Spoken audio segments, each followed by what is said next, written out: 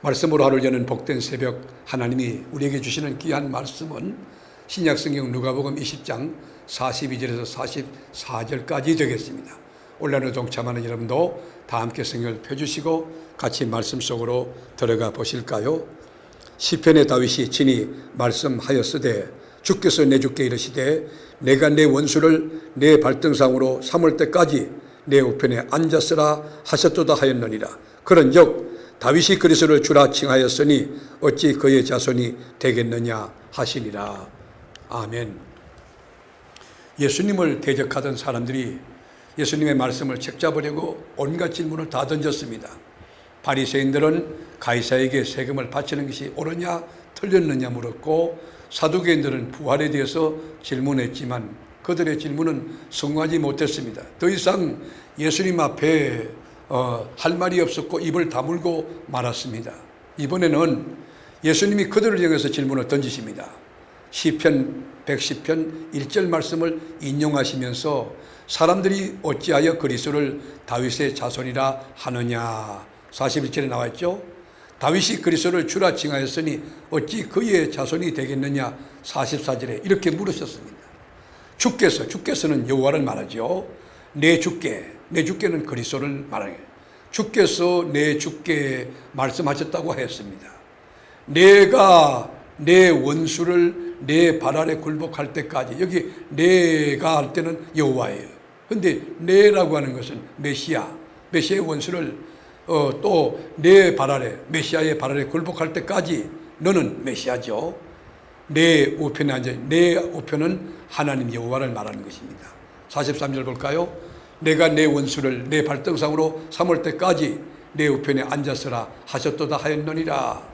여러분, 다윗이 자신의 후손인 메시아를 향해서 나의 주님이라고 부르며 경외를 표했습니다. 이게 어찌 가능합니까? 어떻게 메시아가 다윗이 자손이 될 수 있느냐는 것입니다. 족보를 따져보세요.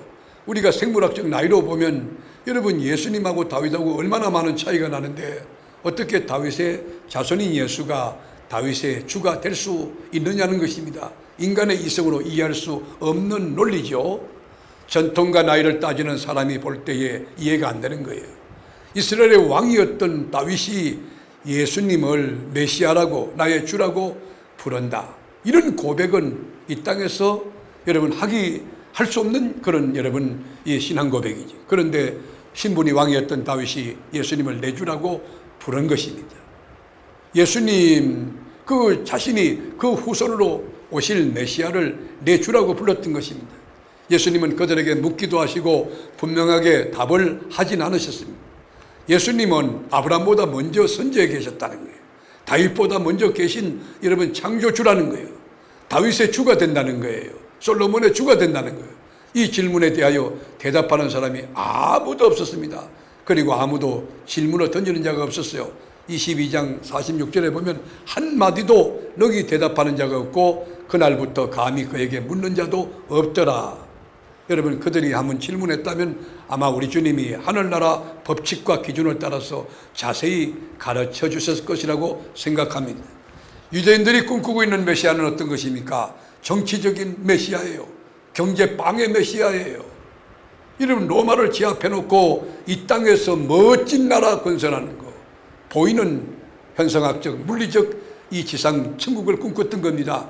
그런데 우리 주님은 이사야 9장 6절에 보면 한 아기의 모습으로 우리에게 오실 것인데 그의 이름은 기묘자라, 모사라, 전능하신 하나님이라, 영존하시는 아버지라, 평강의 왕이라 할 것이라, 그렇게 말씀해 놨습니다. 여러분, 갓난아기로 오신 그 모습, 여러분, 근데 그분이 하나님이라는 거예요. 그분이 아버지라는 거예요. 그분은 눈에 보이는 정치적인 나라가 아닙니다. 영원한 하나님의 나라의 왕이십니다. 다윗이 앞으로 자신의 후손을 통하여 그리스도가 나실 것을 정확하게 알고 있었기에 앞으로 나실 후손을 향하여 조금 더 주저하지 않고 내 주라고, 나의 마이 로드, 내 주라고 고백한 것입니다. 예수님을 다윗의 후손 정도로 이해하는 것 가지고는 그리스도에 대해서 여러분 이해할 수 없고 많은 것을 놓치게 됩니다. 그래서 로마서에 보면 이 아들로 말하면 육신으로는 다윗의 혈통으로 나셨고 성결의 영으로는 죽은 자 가운데 부활하여 능력으로는 하나님의 아들로 인정되었으니 곧 우리 주 예수 그리스도라, 이렇게 정언하고 있는 것입니다. 예수님을 성인으로 인정하고 3대 성인 또는 4대 성인 정도 인정하는 그런 수준 가지고는 그리스도를 만날 수 없습니다. 그 정도 가지고는 아무런 역사와 이적과 기사가 일어나지 않습니다.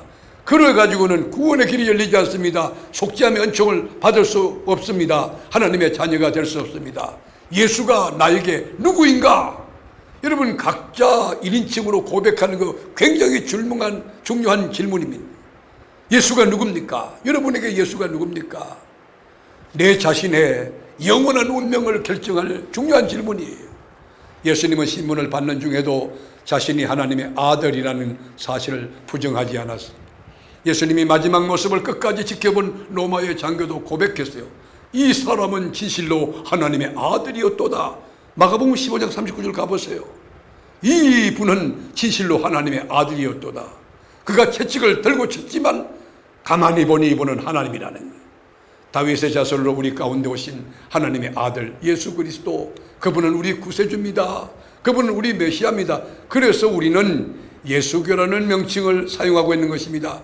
말씀을 하러 저는 복된 새벽, 사랑하는 교우 여러분, 여러분께 제가 묻습니다. 예수가 누구십니까? 예수가 누구십니까? 주는 그리스도시요 살아계는 하나님의 아들이라는 베드로의 고백을 여러분도 공유할 수 있습니까? 예수님은 나의 구세주 메시아입니다. 예수님은 나의 주인이십니다. 우리 가정의 주인이, 우리 세계로교의 주인이세요. 그래서 교회 오면 여러분들이 주인 되신 주님의 뜻을 우리가 생각하고 어떻게 하면 그 뜻을 이루어질까 경건하게 두렵고 떨림으로 구원을 이루어가는 영적으로 건강하고 성숙한 크리스찬이 되어야 되는 것이에요. 여러분이 교회 와서 믿음 생활한 지 30년 됐습니까? 40년 됐습니까? 그 연도를 자랑하지 마세요. 여러분이 교회 직분을 받아 충성되게 여겨 하나님이 허락한 직분 귀한 것이지요. 여러분, 그러나 내가 권사기 때문에, 내가 누구냐? 내가 장로기 때문에 자세 부려서 안 됩니다. 여러분, 우리 교회의 주인은 그리스도입니다. 예수가 교회의 머리예요. 그 누구도 하나님의 자리에 올라가서 안 되는 것입니다. 오늘도 주님 앞에 그저 주여 나를 긍휼히 여겨서 불쌍해서 이 긍휼을 구하며 순례길을 걸어가는 지혜롭고 경건함이 여러분의 삶이 될 수 있기를 주님의 이름으로 축복합니다. 기도하겠습니다. 주님, 다윗이 예수를 주로 고백했습니다. 예수님, 나의 인생의 주인이십니다. 주인 되신 예수님이 내 인생 개입하면 내 인생은 평화롭고 온전하고 바로 되고 주님의 나라가 이루어질 수 있습니다. 의와 평강과 희락에 주장하는 하나님 나라가 이루어진 예수님 주인된 삶이 되게 하옵소서. 오늘도 성립케 하실 주님을 찬양하며 살아계신 예수님의 이름으로 기도를 드립니다. 아멘.